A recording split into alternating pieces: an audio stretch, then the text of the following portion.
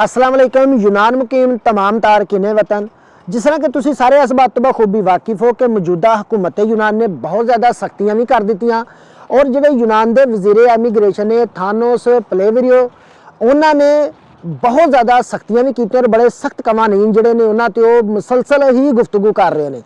एक खबर होर सामने आ रही है कि यूनान के अंदर जोड़े इन्होंने थानोस प्लेवरियस ने यानी वजीरे एमीग्रेशन और बहुत ज़्यादा मुतफिक ने उन्होंने मुल्कों के नाल उन्होंने कंट्रियों के नाल जिथे स्कूलों के अंदर हिजाब करने ते मुकम्मल पाबंदी है।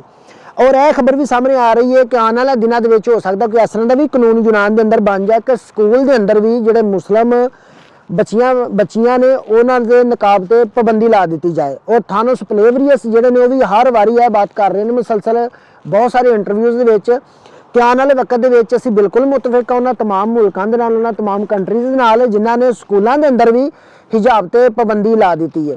लिहाजा अल्लाह ताला ज़ात अपना खास रहम और करम करे। बाकी जिस कंट्री भी बंदा रहे, जिस रियासत बंदा रहे, उत्थों के कवानीन उत्थों के जो भी उन्होंने सिस्टम होंगे यानी जोड़े भी उन्होंने कानून नाफज किए होंगे उन्होंने पैरवी करनी पैंदी है। लेकिन यह जी मौजूदा हुकूमत है यूनान अगर यही बात की जाए तो बहुत ज़्यादा इन्होंने सख्त कवानीन मुतारफ करवाने के नाल तारकीने वतन वास्ते बहुत ज़्यादा सख्तियाँ जोड़ियां कर दित्तियां ने। बाकी तमाम वीर भरा दुआवां याद रखियो।